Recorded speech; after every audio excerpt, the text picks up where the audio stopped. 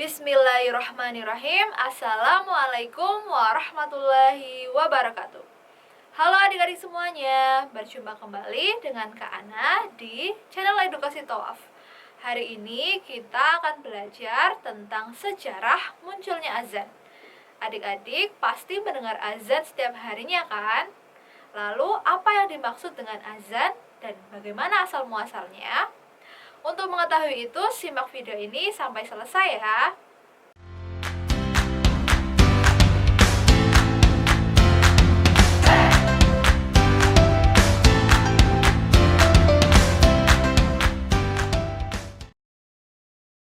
Azan artinya seruan, panggilan, atau pemberitahuan. Azan berarti seruan melalui lafaz tertentu yang dikumandangkan sebagai pemberitahuan bahwa waktu sholat telah tiba. Azan hanya boleh dikumandangkan oleh kaum laki-laki. Orang yang mengumandangkan azan disebut dengan muazin. Sedangkan orang yang mendengarkan azan disebut dengan mustami'. Apabila kita mendengar azan sedang berkumandang, hendaknya kita menghentikan aktivitas kita untuk sementara ya adik-adik. Dengarkan baik-baik sejarah azan pada masa Nabi Muhammad berikut ini ya adik-adik. Pada masa-masa awal di Madinah, umat Islam berkumpul di masjid untuk menunggu datangnya waktu sholat. Namun, ketika waktu sholat telah datang, tidak ada seorang pun yang memberitahukannya. Mereka langsung sholat saja tanpa ada penanda sebelumnya, seolah seperti tahu sama tahu. Namun, seiring dengan berkembangnya Islam, banyak sahabat yang tinggalnya jauh dari masjid. Sebagian lainnya memiliki kesibukan yang bertambah hingga membuatnya tidak bisa menunggu waktu sholat di masjid. Atas hal itu, beberapa sahabat usul kepada Nabi Muhammad agar membuat tanda sholat, sehingga mereka yang jauh dari masjid atau yang memiliki kesibukan bisa tetap menjalankan sholat tepat waktu. Para sahabat Nabi memiliki usulan yang beragam sebagai tanda masuknya waktu sholat. Ada yang mengusulkan agar menggunakan lonceng sebagaimana orang Nasrani. Ada yang menyarankan menggunakan trompet seperti orang Yahudi.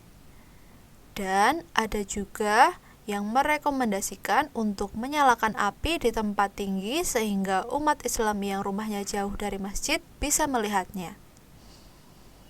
Semua usul tersebut ditolak. Ketika kondisi umat Islam buntu seperti itu, seorang sahabat bernama Abdullah bin Zaid menghadap Nabi Muhammad.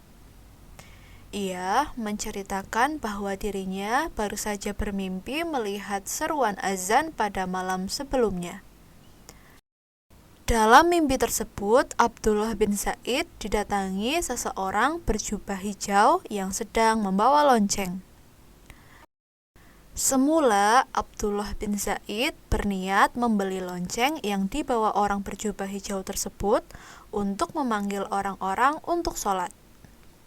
Namun, orang tersebut menyarankan kepada Abdullah bin Zaid untuk mengucapkan serangkaian kalimat sebagai penanda waktu sholat telah datang. Serangkaian kalimat azan yang dimaksud adalah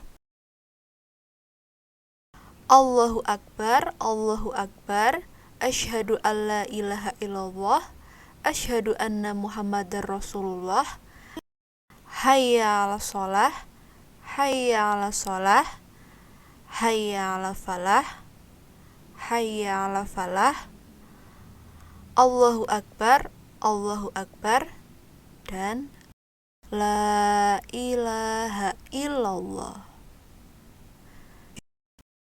Nabi Muhammad kemudian meminta Abdullah bin Zaid untuk mengajari Bilal bin Rabah bagaimana cara melafalkan kalimat-kalimat tersebut.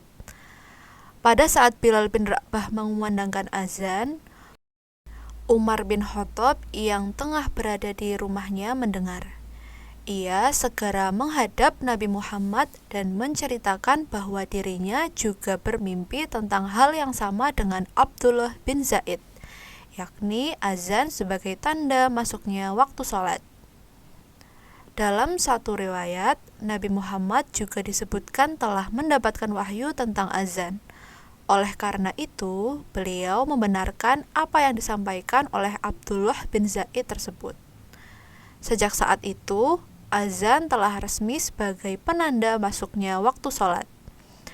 Menurut pendapat lebih sahih, azan pertama kali disyariatkan di kota Madinah pada tahun pertama Hijriah. Bilal bin Rabah termasuk muazin pertama dalam Islam. Setidaknya ada 4 alasan mengapa Bilal dipilih Nabi menjadi muazin, yaitu suaranya yang lantang dan merdu, menghayati kalimat-kalimat azan, berdisiplin tinggi dan berani. Bilal terus mengumandangkan azan. Ketika Nabi Muhammad wafat, dia tidak bersedia lagi menjadi muazin. Alasannya, air matanya pasti akan bercucuran manakala sampai pada kalimat Asyhadu anna Muhammadar Rasulullah, sehingga membuatnya tidak kuasa melanjutkan azan. Namun, saat Khalifah Umar bin Khattab tiba di Yerusalem, Bilal diminta untuk azan sekali lagi, dan dia menyanggupi permintaan tersebut. Nah, itu dia kisah tentang sejarah munculnya azan. Jangan lupa share video ini ke teman-teman kalian ya. Beri like, komen, dan juga subscribe channel Edukasi Toaf. Wassalamualaikum warahmatullahi wabarakatuh.